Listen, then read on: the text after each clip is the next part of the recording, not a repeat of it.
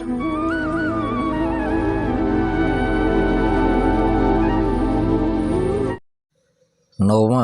ଭଗବତୀ ଶରଣ। ଦର୍ଶକ ବନ୍ଧୁ, 12 ଅଧିପତି ବୁଧ ମହାଗ୍ରହଙ୍କୁ ନମନ କରି ଜାଣିବା ଆଜିର ରାଶିଫଳ ବିଷୟରେ। ସର୍ବପ୍ରଥମେ ଜାଣିବା ଆଜିର ରାଶି ନକ୍ଷତ୍ର ତଥା ପଞ୍ଚାଙ୍ଗ ବିଷୟରେ। ଆଜି ମାର୍ଗଶିର ମାସ ଶୁକ୍ଳପକ୍ଷ ଇଂରାଜୀ ତାରିଖ ନଭେମ୍ବର ମାସ 27 ତାରିଖ 2024 ମସିହା ବୁଧବାର। ଆଜି ଦ୍ୱାଦଶୀ ତିଥି, ଚିତ୍ରା ନକ୍ଷତ୍ର, କନ୍ୟା ଚନ୍ଦ୍ର, ଆୟୁଷ୍ମାନ ଯୋଗ, କୌଳବକରଣ। ସନ୍ଧ୍ୟା 5 ଘଣ୍ଟା 8 ମିନିଟ୍ ପରେ ତୈତିଳକରଣ ଭୋଗ ହେବ। ଯୋଗିନୀ ନୈಋତ କୋଣରେ। ଆଜି କର୍କଟ ରାଶିର ଘାତ 12 ଏବଂ ବୃଷ ରାଶି ପୁରୁଷ ଓ ଧନୁ ରାଶି ମହିଳାଙ୍କ ଘାତ ଚନ୍ଦ୍ର। ରାହୁକାଳ ଦିବା 11 ଘଣ୍ଟା 36 ମିନିଟ୍ରୁ ଦିବା 12 ଘଣ୍ଟା 58 ମିନିଟ୍ ମଧ୍ୟରେ। ମାହେନ୍ଦ୍ର ବେଳା ପ୍ରାତଃ 6 ଘଣ୍ଟା 51 ମିନିଟ୍ରୁ ଦିବା 8 ଘଣ୍ଟା 19 ମିନିଟ୍ ମଧ୍ୟରେ। ରାହୁକାଳରେ କୌଣସି ଆନୁଷ୍ଠାନିକ ମାଙ୍ଗଳିକ ଶୁଭ କାର୍ଯ୍ୟ କରିବା ଶାସ୍ତ୍ର ସମ୍ମତ ନୁହେଁ। ଏଣୁକରି ମାହେନ୍ଦ୍ର ବେଳାଟି ସର୍ବୋତ୍ତମ, କାରଣ ମାହେନ୍ଦ୍ର ବେଳାଟି ଶ୍ରୀହରି ବିଷ୍ଣୁଙ୍କ ଅତି ପ୍ରିୟ ବୋଲି ଶାସ୍ତ୍ର ମାର୍ଗଦର୍ଶନ କରିଥାଏ। ଆଜିର ଗ୍ରହସ୍ଥିତି: ବୃହସ୍ପତି ବୃଷ ରାଶିରେ, ମଙ୍ଗଳ କର୍କଟ ରାଶିରେ, ଶନି ଚନ୍ଦ୍ର କେତୁ ଯୁକ୍ତ ହୋଇକି କନ୍ୟା ରାଶିରେ, ରବି ବୁଧ ଯୁକ୍ତ ହୋଇକି ବିଛା ରାଶିରେ, ଶୁକ୍ର ଧନୁ ରାଶିରେ, ଶନି ମୂଳ ତ୍ରିକୋଣୀ ଅବସ୍ଥାରେ କୁମ୍ଭ ରାଶିରେ ଏବଂ ରାହୁ ମୀନ ରାଶିରେ ଗୋଚର କରିବେ। ଦର୍ଶକ ବନ୍ଧୁ, ରାଶିଫଳ ଜାଣିବା ଆଗରୁ ଜାଣିବା ଆଜିର ଦିବ୍ୟ ଚିନ୍ତନ ବିଷୟରେ। ଦିବ୍ୟ ଚିନ୍ତନରେ ଅଛି ଜଣେ ଦର୍ଶିକାଙ୍କ ପ୍ରଶ୍ନ। ଦର୍ଶିକା ଜଣକ ପ୍ରଶ୍ନ ରଖିଛନ୍ତି, ଜନ୍ମ ଜାତକରେ ସପ୍ତମ ସ୍ଥାନରେ ଯଦି ଶତ୍ରୁ କ୍ଷେତ୍ରରେ ଶନି ରହିଥାନ୍ତି ତାହେଲେ ଦାମ୍ପତ୍ୟ ଜୀବନରେ କେଉଁ ପ୍ରକାର ପ୍ରଭାବ ରଖିଥାନ୍ତି? ଦୟାକରି ମାର୍ଗଦର୍ଶନ କରିବେ। ଦର୍ଶକ ବନ୍ଧୁ, ଜନ୍ମ ଜାତକରେ ସପ୍ତମ ସ୍ଥାନ ହେଉଛି ବାଣିଜ୍ୟ ବ୍ୟବସାୟ ସ୍ଥାନ ଏବଂ ଦାମ୍ପତ୍ୟ ଜୀବନ ତତ୍ସଙ୍ଗୀ ବୈବାହିକ ଜୀବନର ସୁଖ ବିଚାର କରାଯାଇଥାଏ। ଯଦି ସପ୍ତମ ସ୍ଥାନରେ ଶନି ପାପ କ୍ଷେତ୍ରଗତ ବା ବକ୍ର ଅବସ୍ଥାରେ ରହିଥାନ୍ତି ତାହେଲେ ଜାତ ବ୍ୟକ୍ତି ସଦାସର୍ବଦା ସ୍ୱାମୀ ସ୍ତ୍ରୀ ମଧ୍ୟ ବିଯୋଗ ଭାବନା ଲକ୍ଷ୍ୟ କରିଥାଏ। ବିଶେଷ କରି ଅଳ୍ପ ଦିନରେ ସ୍ତ୍ରୀ ମୃତ୍ୟୁବରଣ ମଧ୍ୟ କରିଥାଏ।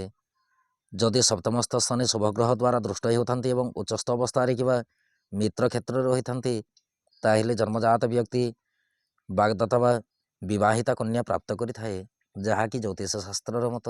ଏବେ ଆସନ୍ତୁ ଜାଣିବା ଆଜିର ରାଶିଫଳ ବିଷୟରେ। ରାଶିଫଳଟି ଆପଣଙ୍କ ଚନ୍ଦ୍ର ରାଶି ଉପରେ ଆଧାରିତ। ଆପଣଙ୍କ ଜନ୍ମକୋଷ୍ଠୀରେ ଚନ୍ଦ୍ରମା ଯେଉଁ ରାଶିରେ ଅବସ୍ଥାନ କରିଛନ୍ତି ସିଏ ହେଉଛି ଆପଣଙ୍କ ଚନ୍ଦ୍ର ରାଶି ବା ଜନ୍ମ ରାଶି। ଯଦି ଆପଣ ନିଜର ଜନ୍ମ ରାଶି ଜାଣିନାହାନ୍ତି ତାହେଲେ ପ୍ରଚଳିତ ନାମ ରାଶି ଅନୁସାରେ ରାଶିଫଳଟି ଦେଖିପାରିବେ। ଚନ୍ଦ୍ରମା ଆଜି ମଙ୍ଗଳଙ୍କ ନକ୍ଷତ୍ରରେ କନ୍ୟା ରାଶିରେ ଗୋଚର କରିବେ। ଫଳରେ ମେଷ ରାଶି ଠାରୁ ମୀନ ରାଶି ପର୍ଯ୍ୟନ୍ତ ଦ୍ୱାଦଶ ରାଶି ଉପରେ ଚନ୍ଦ୍ରମାଙ୍କ କେଉଁ ପ୍ରକାର ପ୍ରଭାବ ରହିବ ଉକ୍ତ ବିଷୟବସ୍ତୁ ଉପରେ ପରିଚିତ ହେବା। କାଳପୁରୁଷ ଚକ୍ରର ପ୍ରଥମ ରାଶି ମେଷ ରାଶି। ମେଷ ରାଶି ବ୍ୟକ୍ତି ବିଶେଷଙ୍କ ପାଇଁ ଦିନଟିରେ ଚନ୍ଦ୍ରମା ରାଶି ଠାରୁ ଷଷ୍ଠ ସ୍ଥାନରେ ଗୋଚର କରିବେ। ଫଳରେ କାର୍ଯ୍ୟକ୍ଷେତ୍ର ଏବଂ ବ୍ୟବସାୟରେ ଗର୍ବିତ ଭାବନା ଅନୁଭବ ହେବ। ସରକାରୀ ବେସରକାରୀ କର୍ମକୁ ନେଇକି ଲାଭଜନକ କର୍ମ ନିର୍ବାହ କରିବେ।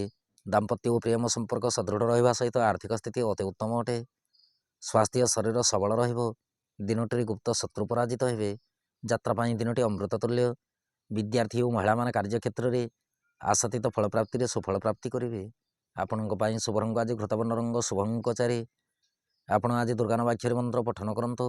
ଦିନଟି ଅତ୍ୟନ୍ତ ସୁଖଦ ରହିବ। ବୃଷ ରାଶି ବ୍ୟକ୍ତି ବିଶେଷଙ୍କ ପାଇଁ ଦିନଟିରେ ଚନ୍ଦ୍ରମା ରାଶି ଠାରୁ ପଞ୍ଚମ ସ୍ଥାନରେ ଗୋଚର କରିବେ। ଫଳରେ କାର୍ଯ୍ୟକ୍ଷେତ୍ର ଏବଂ ବ୍ୟବସାୟରେ ଚିନ୍ତିତ ରହିପାରନ୍ତି।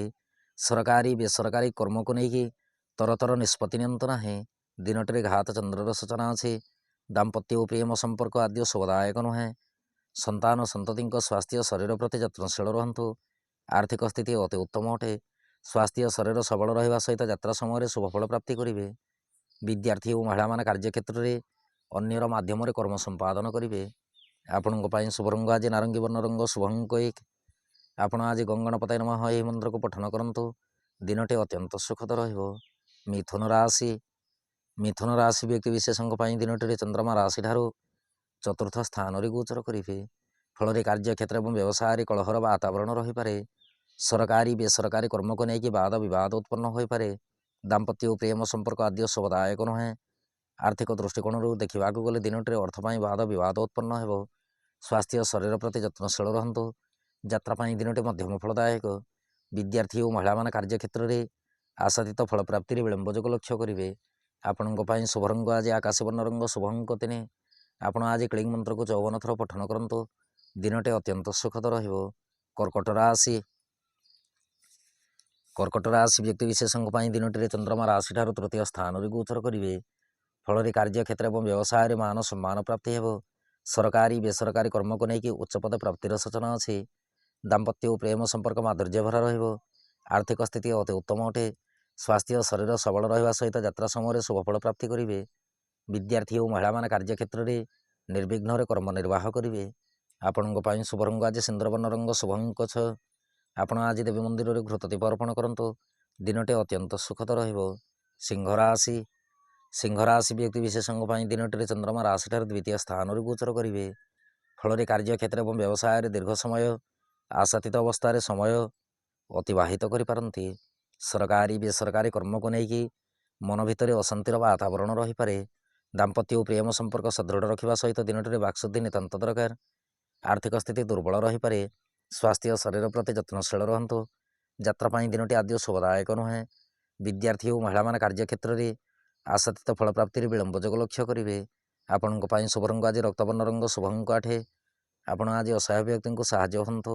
ଦିନଟି ଅତ୍ୟନ୍ତ ସୁଖଦ ରହିବ। କନ୍ୟା ରାଶି ବ୍ୟକ୍ତିବିଶେଷଙ୍କ ପାଇଁ ଦିନଟିରେ ଚନ୍ଦ୍ରମା ରାଶିରେ ଗୋଚର କରିବେ। ଫଳରେ କାର୍ଯ୍ୟକ୍ଷେତ୍ର ଏବଂ ବ୍ୟବସାୟରେ ନିର୍ବିଘ୍ନରେ କର୍ମ ନିର୍ବାହ କରିବା ସହିତ ମିଳିତ ବ୍ୟବସାୟକୁ ନେଇକି ଶାନ୍ତିର ବାତାବରଣ ଲକ୍ଷ୍ୟ ହେବ। ସରକାରୀ ବେସରକାରୀ କର୍ମକୁ ନେଇକି ସୁଖ ସମ୍ମାନ ପ୍ରାପ୍ତି କରିବେ। ଦାମ୍ପତ୍ୟ ଓ ପ୍ରେମ ସମ୍ପର୍କ ଅତି ଉତ୍ତମ ଅଟେ। ଆଇନ ଅଦାଲତ କର୍ମ ଯଦି କିଛି ଥାଏ, ଦିନଟିରେ ନ୍ୟାୟଟି ଆପଣଙ୍କୁ ପ୍ରାପ୍ତି ହେବ। ଆର୍ଥିକ ସ୍ଥିତି ଅତି ଉତ୍ତମ ରହିବ। ସ୍ୱାସ୍ଥ୍ୟ ଶରୀର ସବଳ ରହିବା ସହିତ ଯାତ୍ରା ସମୟରେ ଶୁଭଫଳ ପ୍ରାପ୍ତି କରିବେ। ବିଦ୍ୟାର୍ଥୀ ଓ ମହିଳାମାନେ କାର୍ଯ୍ୟକ୍ଷେତ୍ରରେ ବନ୍ଧୁ ଗହଣରେ ସମୟ ଅତିବାହିତ କରିବେ। ଆପଣଙ୍କ ପାଇଁ ଶୁଭ ରଙ୍ଗ ଆଜି ସବୁଜ ବର୍ଣ୍ଣ ରଙ୍ଗ, ଶୁଭ ଅଙ୍କ 3। ଆପଣ ଆଜି କ୍ଲିଙ୍ଗ ମନ୍ତ୍ରକୁ 54 ଥର ପଠନ କରନ୍ତୁ। ଦିନଟି ଅତ୍ୟନ୍ତ ସୁଖଦ ରହିବ। ତୁଳା ରାଶି ବ୍ୟକ୍ତିବିଶେଷଙ୍କ ପାଇଁ ଦିନଟିରେ ଚନ୍ଦ୍ରମା ରାଶିଠାରୁ ଦ୍ୱାଦଶ ସ୍ଥାନରେ ଗୋଚର କରିବେ। ଫଳରେ କାର୍ଯ୍ୟକ୍ଷେତ୍ର ଏବଂ ବ୍ୟବସାୟରେ ଗତିରୋଧ ଯୋଗ ସଂଗଠିତ ହେବ। ସରକାରୀ ବେସରକାରୀ କର୍ମକୁ ନେଇକି ଅପବ୍ୟୟ ଖର୍ଚ୍ଚର ସୂଚନା ଅଛି। ଦାମ୍ପତ୍ୟ ଓ ପ୍ରେମ ସମ୍ପର୍କ ସୁଦୃଢ଼ ରଖନ୍ତୁ। ଆର୍ଥିକ ସ୍ଥିତି ଦୁର୍ବଳ ରହିବା ସହିତ ସ୍ୱାସ୍ଥ୍ୟ ଶରୀର ମଧ୍ୟ ଦୁର୍ବଳ ରହିପାରେ। ଯାତ୍ରା ପାଇଁ ଦିନଟି ମଧ୍ୟମ ଫଳଦାୟକ।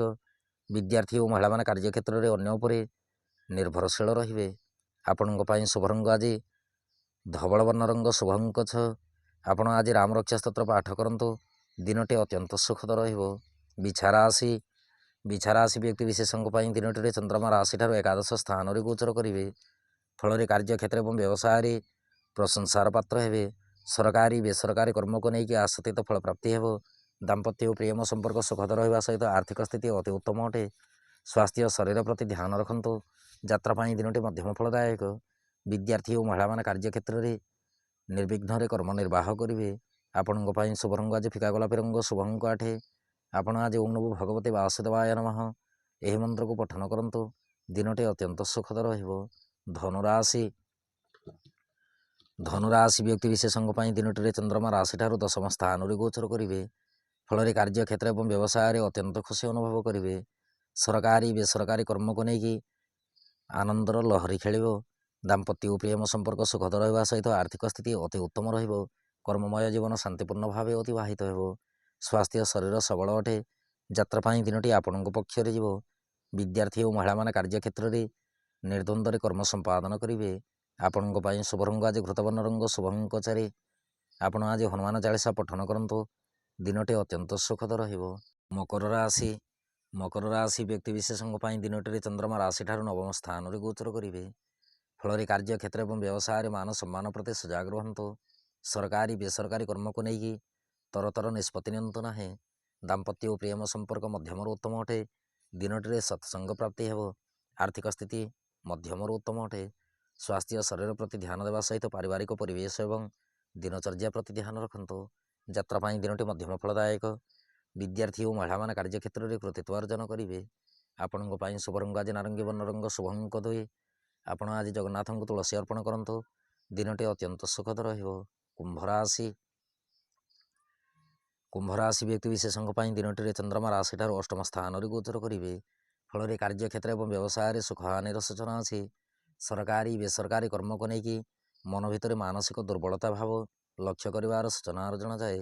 ଦାମ୍ପତ୍ୟ ଓ ପ୍ରେମ ସମ୍ପର୍କ ସୁଦୃଢ଼ ରଖନ୍ତୁ। ଆର୍ଥିକ ସ୍ଥିତି ଦୁର୍ବଳ ରହିବା ସହିତ ସ୍ୱାସ୍ଥ୍ୟ ଶରୀର ମଧ୍ୟ ଦୁର୍ବଳ ରହିପାରେ। ଯାତ୍ରା ପାଇଁ ଦିନଟି ଆଦୌ ଶୁଭଦାୟକ ନୁହେଁ। ବିଦ୍ୟାର୍ଥୀ ଓ ମହିଳାମାନେ କାର୍ଯ୍ୟକ୍ଷେତ୍ରରେ ବିଳମ୍ବରେ କାର୍ଯ୍ୟ ସିଦ୍ଧିର ସୂଚନା ଲକ୍ଷ୍ୟ କରିବେ। ଆପଣଙ୍କ ପାଇଁ ଶୁଭ ରଙ୍ଗ ଆଜି ଚିତ୍ରବର୍ଣ୍ଣ ରଙ୍ଗ ଶୁଭଙ୍କ ପାଞ୍ଚେ। ଆପଣ ଆଜି ଛୋଟ ଶିଶୁ କନ୍ୟାଙ୍କୁ କିଛି ଖାଇବା ଦ୍ରବ୍ୟ ଦାନ କରନ୍ତୁ। ଦିନଟି ଅତ୍ୟନ୍ତ ସୁଖଦ ରହିବ।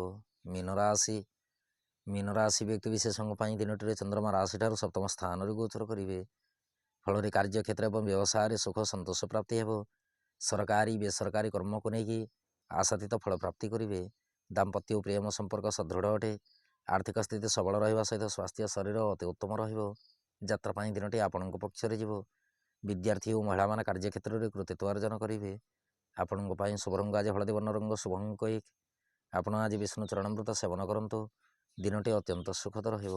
ଦର୍ଶକ ବନ୍ଧୁ, ଇଏ ଥିଲା ମେଷ ରାଶି ଠାରୁ ମୀନ ରାଶି ପର୍ଯ୍ୟନ୍ତ ଦ୍ୱାଦଶ ରାଶିର ରାଶିଫଳ ଏବଂ ଆଜିର ଦିବ୍ୟ ଚିନ୍ତନ। ଏବେ ଅନୁମତି ଦିଅନ୍ତୁ। ନୌ ଭଗବତୀ ଶରଣ।